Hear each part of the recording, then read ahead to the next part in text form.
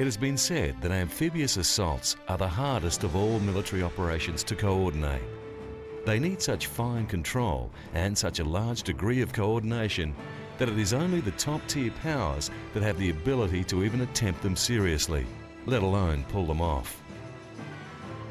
The two nations that have made by far the most amphibious assaults during the past century are the United States and United Kingdom. From the great assaults of World War II to the recent 400-mile amphibious assault on Afghanistan, both countries have been at the forefront of developing amphibious assault doctrine and shipping. The history of the specialist amphibious assault craft really begins during World War II. Prior to World War I, amphibious assaults had taken place using conventional boats.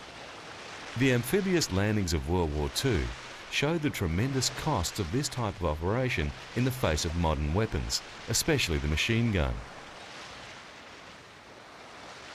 It was only the recently formed US Marine Corps that saw the need for development of amphibious assault doctrine during the intervening war years. By the late 1930s, concrete plans were beginning to form to build the first really specialised amphibious assault ships. These concepts and vessels were tested in the Pacific and during the coastal invasion of Italy from mid-1943, initially at the port of Salerno and then later Anzio. The assault saw the first uses of the LST, or landing ship tanks, in battle. These vessels allowed for armoured vehicles to be directly dropped onto the shore to provide their offensive power immediately in support of the troop movements. These groups of specialised shipping can be divided into two types, basically described as ships and craft. In general, the ships carry the troops from the point of origin to the drop point for the assault, and the craft carry the troops from the ship to the shore. Generally, amphibious assaults take place over short distances, though they can also involve the shore-to-shore technique, where landing craft go directly from the origin to the assault point. The landing ship tank stands out as a significant technological leap. As the name suggests, it is a specialised type for getting tanks ashore. Unlike the other larger shipping, LSTs could beach and discharge directly onto shore. The tank landing ship was created and refined during World War II to support amphibious operations by carrying significant quantities of vehicles, cargo and troops directly onto an unimproved shore. More than 1,000 of these ships were laid down in the United States during World War II. From their combat debut in the Solomon Islands in June 1943 until the end of hostilities in August 1945, the LSTs performed a vital service in World War II. They participated in the invasions of Sicily, Italy, Normandy and southern France in the European theatre, and were an essential element in the island-hopping campaigns in the Pacific, which culminated in the liberation of the Philippines and the capture of Iwo Jima and Okinawa. Throughout the war, LSTs demonstrated a remarkable capacity to absorb punishment and survive. Despite an irreverent, large, slow target badge, which was applied to them by crew members, the LSTs suffered relatively few losses in relation to their numbers and operations. Of 1,051 actually constructed, only 26 were lost due to enemy action, and 13 were the victims of weather, reef or accident. The Marines were also the first to demand a tracked amphibious tank to support their landings. Previously, armoured vehicles were required to be fitted with flotation equipment in order to reach shore. The Alligator series of fully tracked and armoured vehicles first saw action in the landings at Guadalcanal in 1942 and were still in use during the Okinawa landings at the end of the Pacific War in 1945. Subsequent development over the years saw the Alligator develop into the current amphibious assault vehicle, AAV, designation AAV-7A1, formerly LVT-7. The AAV-7A1 is a fully tracked amphibious landing vehicle manufactured by FMC Corporation and is the current amphibious troop transport of the United States Marine Corps and is also operated by other forces of many nations. It is used by the USMC Amphibious assault battalions to land the surface assault elements and their equipment in a single lift, and to conduct mechanised operations and combat support in the subsequent armoured operations ashore. The first Gators had a land speed of 25 miles per hour, though their water skills were a little disappointing, in that the water speed was only 2.5 miles per hour. Today's AAV has a top speed of 45 miles per hour on land and 8.2 miles per hour in water. The water propulsion is provided by two water jet thrusters positioned at the rear of the vehicle. These are diverted to achieve steerage.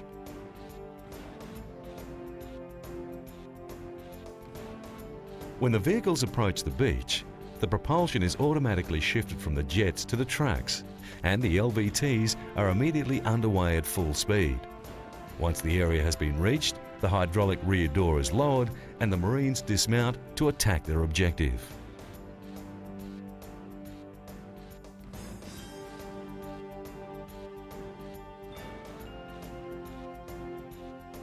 After the mission requirements, the AAV-7s return to the ships. Inside the dock, the controller guides the AAV onto the ramp and into the bay. The batsman is not dissimilar to the batsman on World War II aircraft carriers, using glowing batons to mark their approach adjustments. These batons are necessary in bright daylight from the gloom of the inside of the vessel's dock. Once the AAV is inside the docking ship, it is rotated on the turntable and then stored and replenished, ready for its next mission. Many systems on the LVT-7 are reaching the end of their useful life and will require replacement. The new Advanced Assault Amphibious Vehicle, AAAV, is in the development phase currently and is anticipated to be testing in 2006 and in full operating capability by 2012. The new AAAV will have a maximum speed on land of 45 miles per hour and water of 25 knots, achieved with retractable bow and chine planning flaps.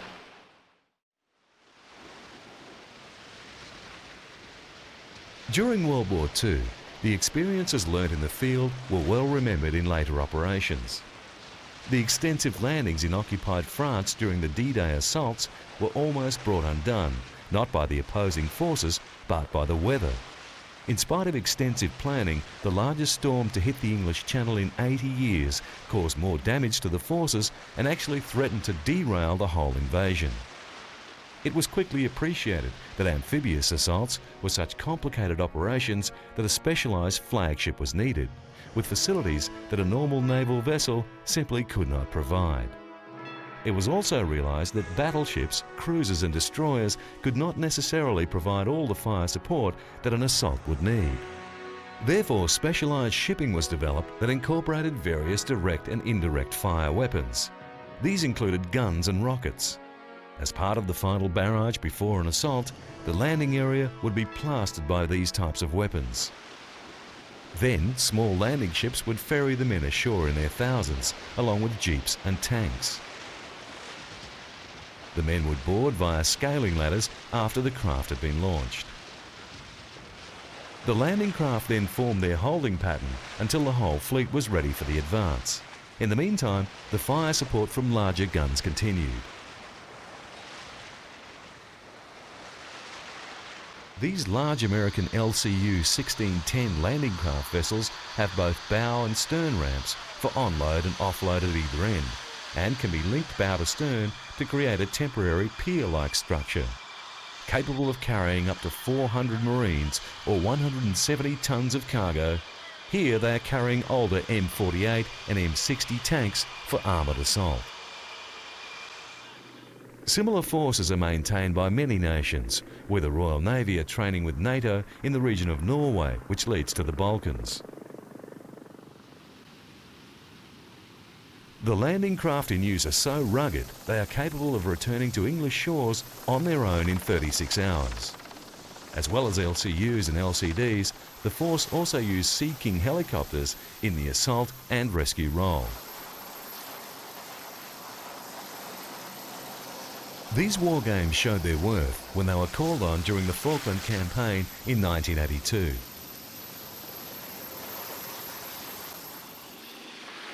The well decks aboard assault ships HMS Fearless and Intrepid can be flooded to allow the 4 LCUs to be launched or retrieved with their armoured cargo.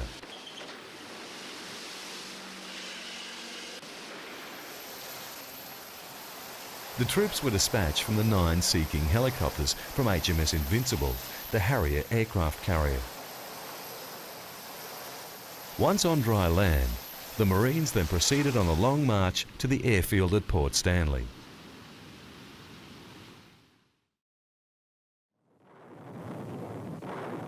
Despite all the progress that was seen during World War II, there were still fundamental limitations in the types of coastline that were suitable for assault.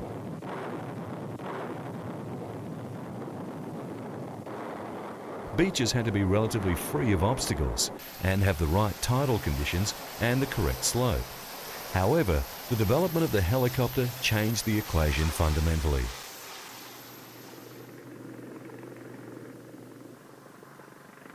The first use of helicopters in an amphibious assault came during the Anglo-French invasion of Egypt in 1956. The techniques were developed further by American forces in the Vietnam War and refined during training exercises. Today, the modern amphibious assault can take place at virtually any point of any coast, making defending against them extremely difficult.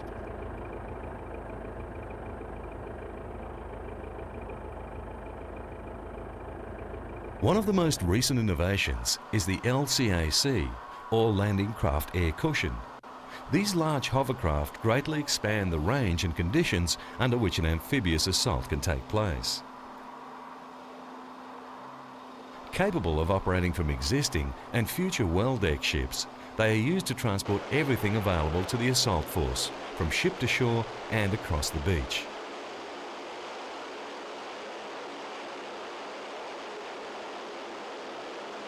There are numerous advantages of air-cushioned landing craft.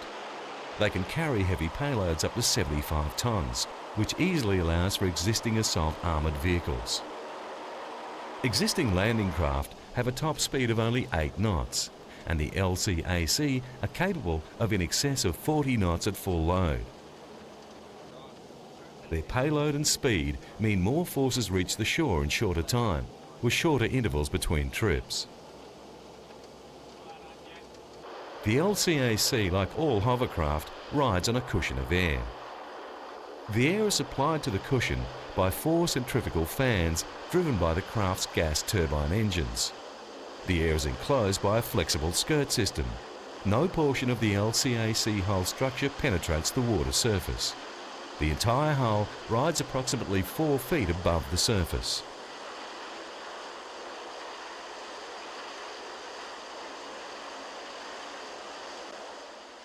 Traditional landing craft with their top speed of 8 knots could only cross 17% of the world's beaches, and assaults were made from 1 to 2 miles offshore.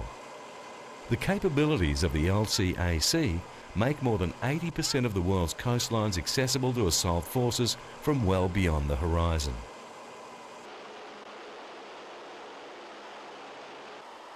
Its high speed complements a joint assault with helicopters, so personnel and equipment can be unloaded beyond the beach in secure landing areas. For 20 years, helicopters have provided the partial capability to launch over-the-horizon amphibious assaults. Now, with LCACs, landing craft complement helos in speed and tactical surprise, without exposing ships to enemy fire. LCAC is a dramatic innovation in modern amphibious warfare technology.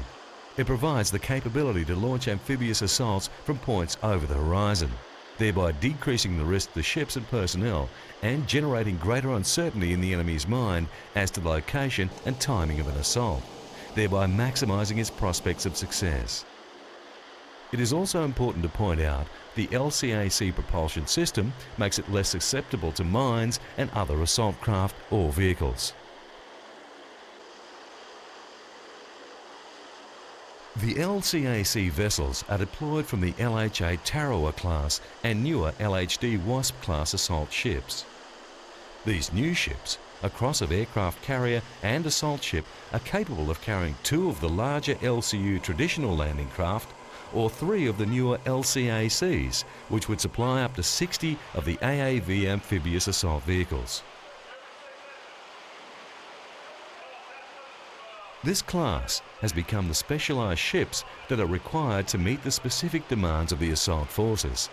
They are designed with facilities that a normal naval vessel simply could not provide.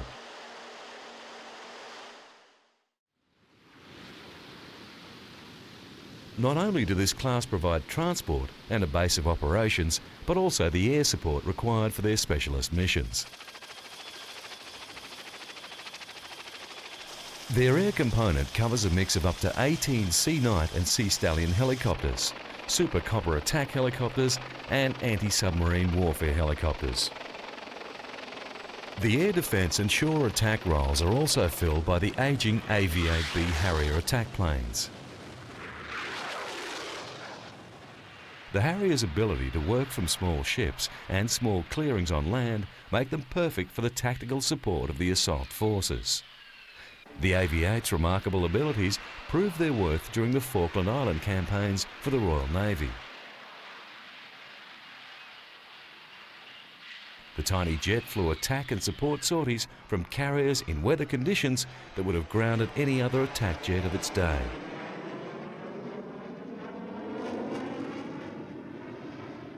The replacement for the Harrier is a new thoroughbred fighter from Lockheed, the JSF, or Joint Strike Fighter. The JSF is being built in 3 variants for varying roles. A conventional takeoff and landing aircraft, CTOL, for the US Air Force, a carrier-based variant, CV, for the US Navy, and a short takeoff and vertical landing, STOVL, aircraft for the US Marine Corps and the Royal Navy. This aircraft was developed to take over the Harrier's role.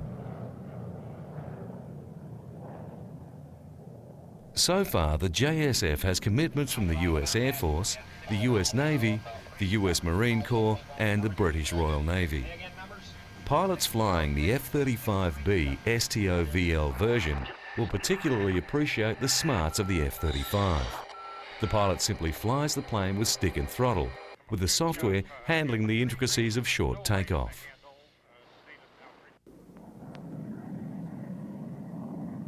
The pilot receives inputs from the F-35's electronic systems using an advanced cockpit layout and receives his visuals via a helmet-mounted display being developed by Vision Systems International.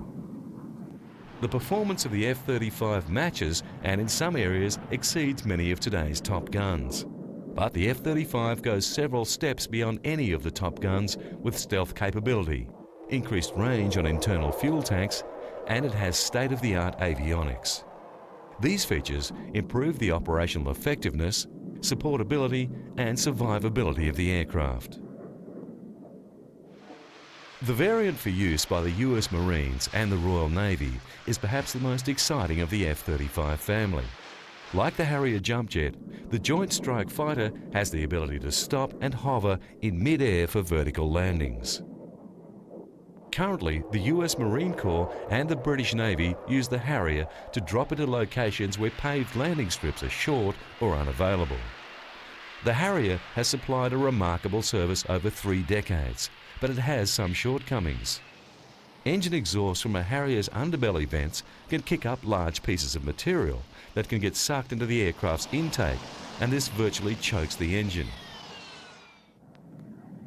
To improve on the Harrier system, Lockheed engineers fitted a lift fan just behind the cockpit. During flight, the fan is aerodynamically hidden behind closed doors that swivel open for landing.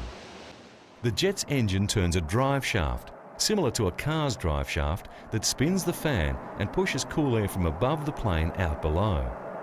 This column of cool air increases the fighter's balance as it moves downwards and keeps dangerous engine exhaust away from the plane's air intake.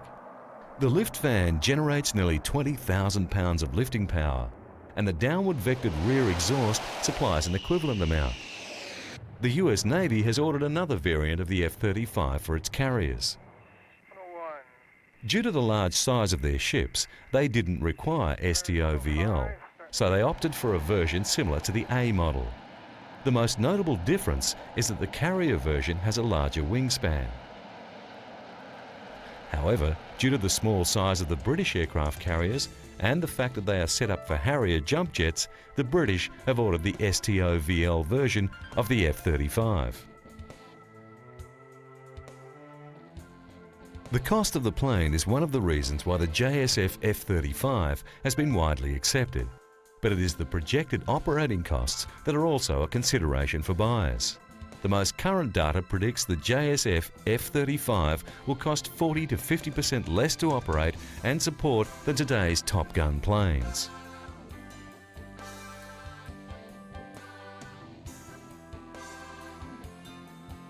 Time has proven that amphibious assaults are the hardest of all military operations to coordinate. Their requirements of such fine control and large degree of coordination means that it is only the more substantial military powers that have the ability to successfully attempt them, let alone exhibit any true presence in the realm of sea power.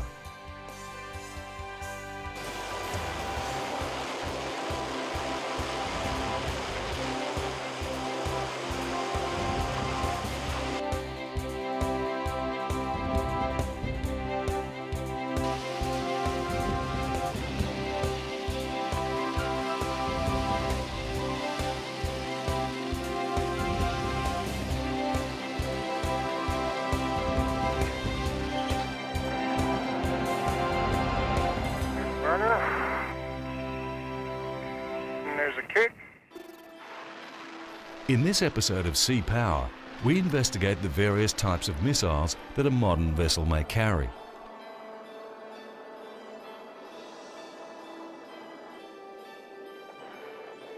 Today, the missile reigns supreme. There is a missile for every situation, from shoulder-launched to the fully blown intercontinental nuclear ballistic array of weapons.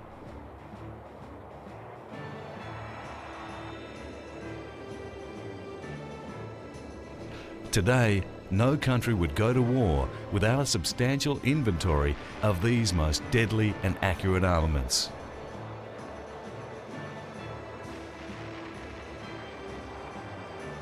At sea, the missile has become a most adaptable weapon platform to launch an attack or to instigate anti-attack measures. One of the deadliest missiles is the US Navy's Harpoon series of projectiles, the RGM-84A. The Harpoon is like a mini aircraft, as it is propelled by a powerful turbojet engine. It is fired from a canister or tube launcher. This missile was designed and built by McDonnell Douglas for the US Navy, and it was to have over-the-horizon capability and have all-weather ability. This version of the Harpoon has a range of 50 nautical miles. The Harpoon is a flexible weapon, and it can be fired from ships or submarines.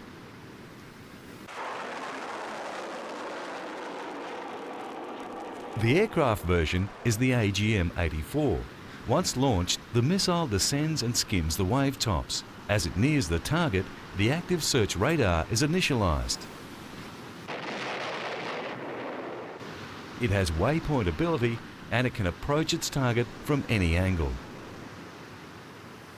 In a combined attack, two missiles can approach the target from completely different angles. Harpoon can also navigate around landmass to acquire its target.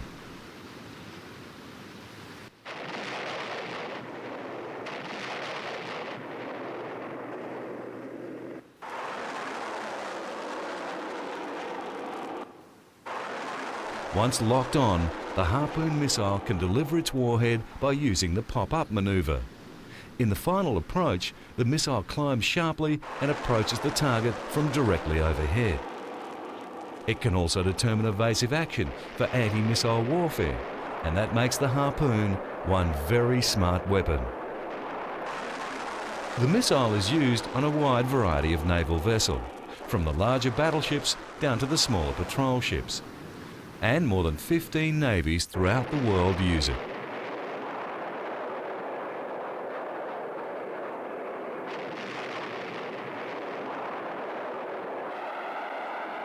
The French equivalent of the American Harpoon is the French Exocet missile and is built by Spatial.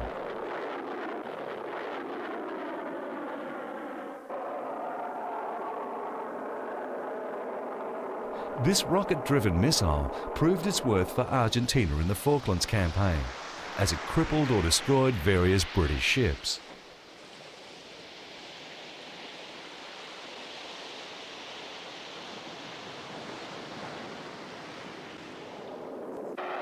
It can be fired by aircraft, ship or submarine, and has a range of more than 26 miles. When launched, the missile will curve to attain the target and descends to near sea level. It is kept on course by its internal guidance platform and radar alternator. The ADAC adaptive radar commences operation when the Exocet comes within 6 miles of its target. The ADAC sweeps the area and acquires the target, steering the missile to impact with the target at optimum height above the waterline.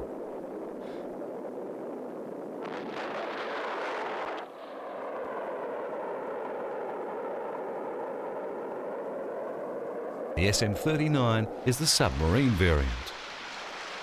The Exocet is launched with special containers from the submarine's torpedo tubes.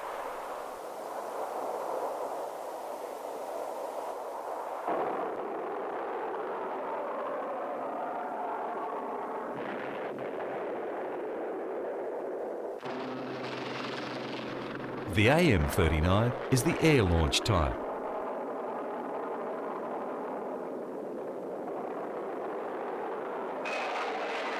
Over 100 Exocets were fired by Iraq during the Gulf War.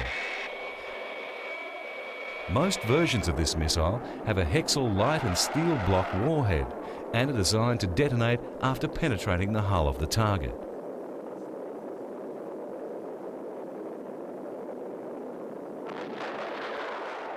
These are some examples of the Exocet hit.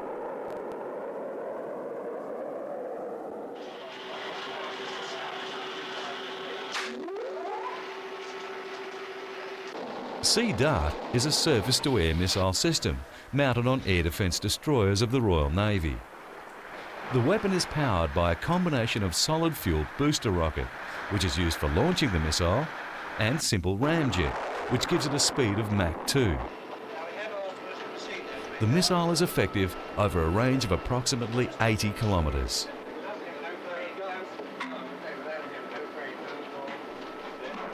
Sea Dart entered service in 1967 on HMS Bristol, before becoming widespread on the Type 42 destroyers.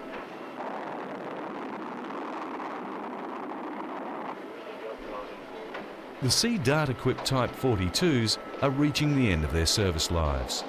The much more capable PAMS missile system will replace the Type 42 from 2007. The standard British air defence missile, the Sea Dart, is a semi-actively homing ramjet. The Sea Dart is credited with 7 aircraft shot down during the Falklands War. This is Royal Navy frigate Broadsword, and she's equipped with the Exocet missile for offensive action and Sea Wolf missiles for defence. Current deployment is on Type 22 and Type 23 frigates, the newer ships taking 32 missile silos. It is expected to remain in service until 2020.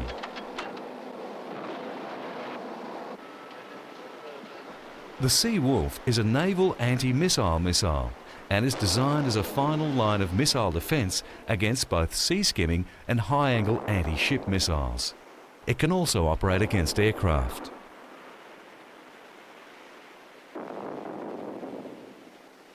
It has been used by the Royal Navy since 1979 and has been fired in anger during the Falklands War and the Persian Gulf conflicts.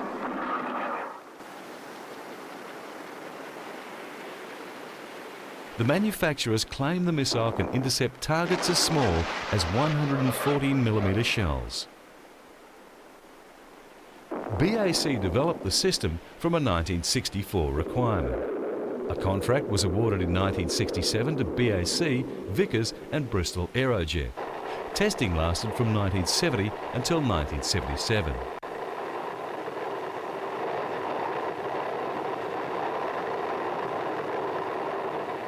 The Aegis combat system, named for the mythological Aegis shield, is a United States Navy weapons system.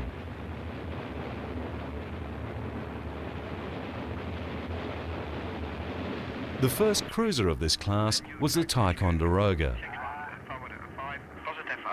This is not just a missile, it is a complete system, and was first tested on the Phantom, the 34 Firebee and the Sabre.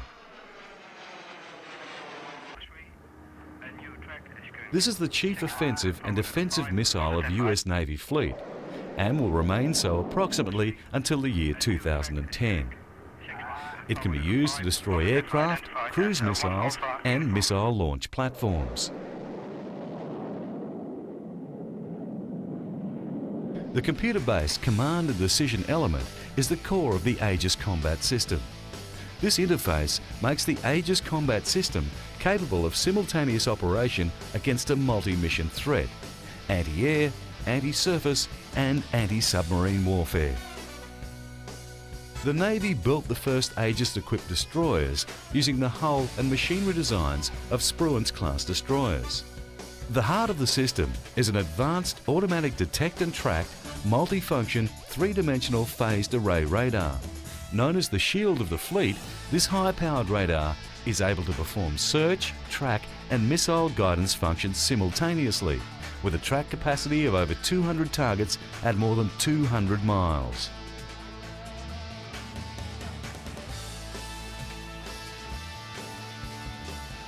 Because the Aegis system dominates the ship architecture, ships equipped with it are sometimes mistakenly called Aegis-class ships. The early version was the Mark 26 dual-purpose launcher. This is the Mark 41 version, and 54 of these are fitted to the ships in environmentally sealed canisters. A key element of the system is the radar. Once fired, the missile will immediately turn towards its target.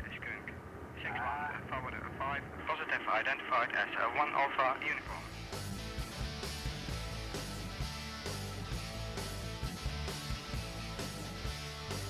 The radars generate an enormous amount of information regarding so many targets and produce instant solutions.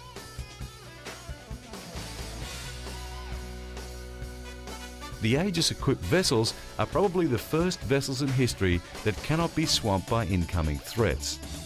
In fact, nobody has yet been able to determine just how many targets Aegis system can track simultaneously.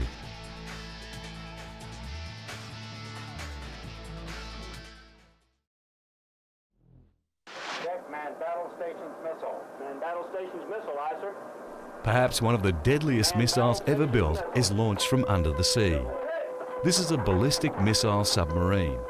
These submarines were first deployed by the US Navy during 1960 and were armed with the Polaris intercontinental missile, and later the Poseidon. The latest version of this type of weapon is the Trident. The Trident missile is an intercontinental ballistic missile, or ICBM, and is armed with nuclear warheads. The Trident was built in two variants: the one C4 UGM-93A and two D5 UGM-133A. The C4 and D5 designations put the missiles within the family that started in 1960 with Polaris A1, A2 and A3, and continued with the 1971 Poseidon C3.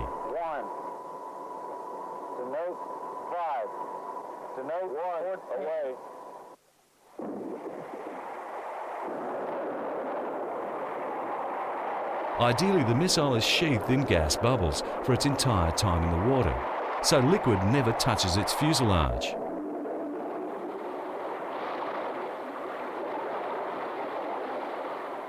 The launch from the submarine occurs below the ocean surface. The missiles are ejected from their tubes by gas pressure created by a gas generator, a solid fuel rocket motor attached to the bottom of the missile tube and exhausting into it.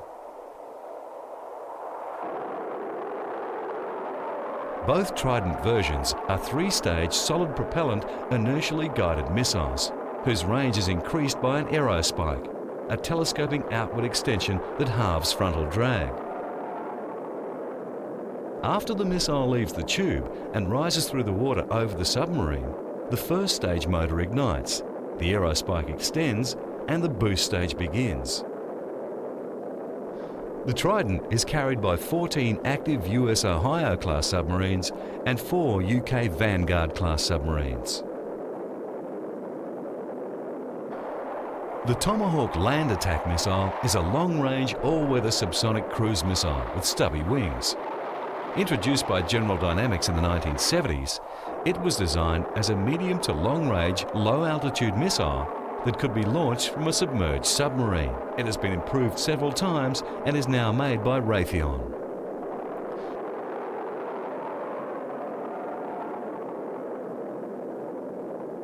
There have been several variants employing several kinds of warheads. The operational versions include the unitary conventional land attack, TLAM-C, the bomblet dispensing land attack, TLAM-D, and the nuclear land attack, TLAM-A and TLAM-N. There is also the Tomahawk anti-ship missile, TASM. By far the biggest improvement is making the Tomahawk network-centric warfare capable, using data from its multiple sensors, such as aircraft, satellites, foot soldiers, tanks and ships to find its target. The tactical Tomahawk can be reprogrammed in flight to attack one of 16 pre-designated targets, with GPS coordinates stored in its memory or to any other GPS coordinates. Also, the missile can send data about its status back to the commander. It entered service with the Navy in late 2004.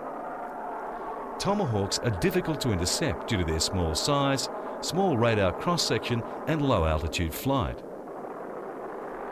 The missile is launched and steered for the first few seconds of flight by a solid fuel booster with steering vanes in its exhaust. Then the stubby wings and control surfaces are deployed and the turbofan engine takes over. Over water, the Tomahawk uses inertial guidance to follow a preset course. Once over land, terrain contour matching aids the inertial system. Terminal guidance is provided by the digital scene matching area correlation system, producing a claimed accuracy of about 10 metres. The Kosovo War in 1999 saw HMS Splendid become the first British submarine to fire the Tomahawk in anger. The Royal Navy later used them in the 2001 Afghanistan War and Operation Telic, the British contribution to the 2003 Iraq War.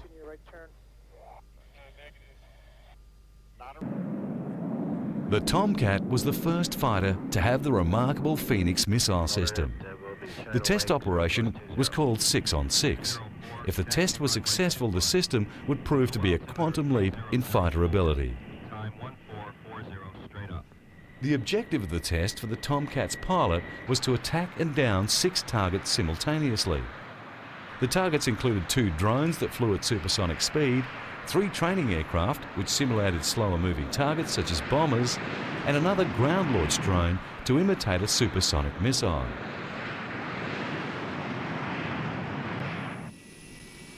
On the radar, the 6 targets were identified and designated a prefix.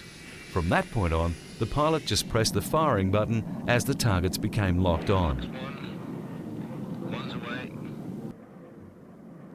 2's in the air. 3's in the air. 4's in the air. Check the target cameras. 4th missile in the air. At one time, all 6 missiles were in the air tracking their targets.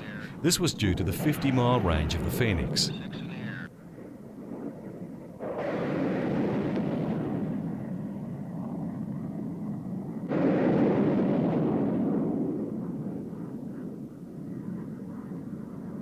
It was determined, after retrieving the test data, there were some slight modifications. The Tomcat Phoenix combination would, under combat conditions, give the pilot an 80% hit rate.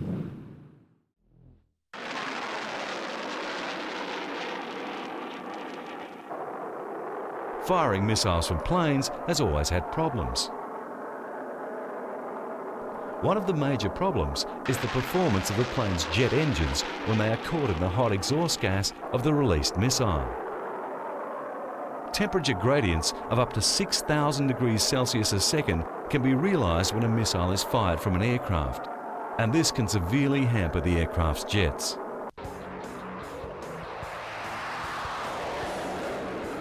This is a Eurofighter. When a Eurofighter climbs into the sky, it takes a load of high technology aloft.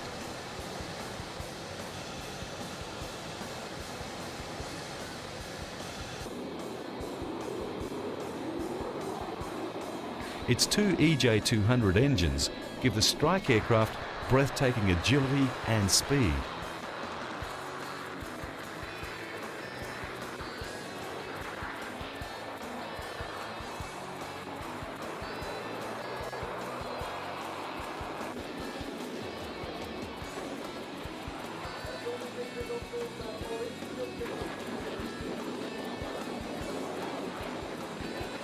EJ200s are totally reliable, even when they're caught in the hot exhaust jet of a missile just fired.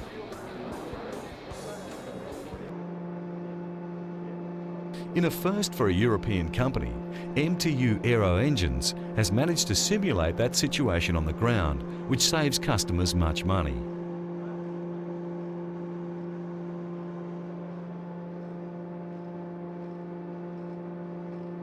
MTU's engineers have conceived an innovative test setup to simulate the temperature profiles and gradients involved in missile firing.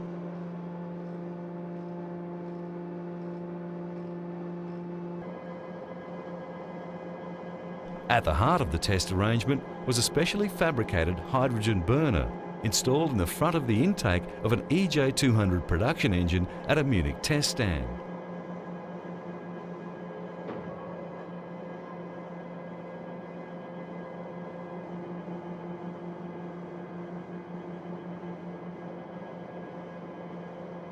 The results of over 100 test units witnessed that the EJ200 proved superbly stable and tolerant of the exhaust gas temperature profiles of rocket engines.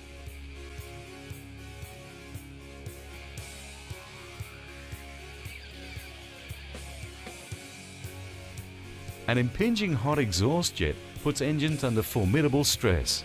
The searing temperatures may cause an abrupt compressor stall, with the air no longer passing through the engine but being forced in the opposite direction, and the notorious engine surge condition occurs.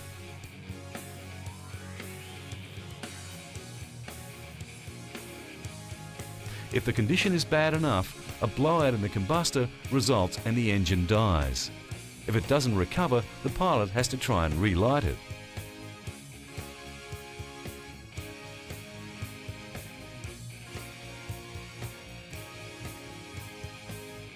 Previous tests were done in the air. Now they can be simulated in safety and in controlled conditions on the ground.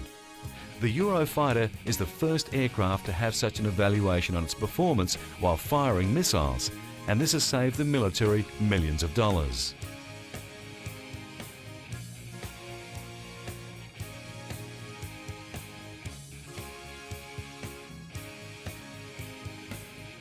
That concludes this episode of Sea Power. Join us again when we continue our fascinating journey of discovery of sea power.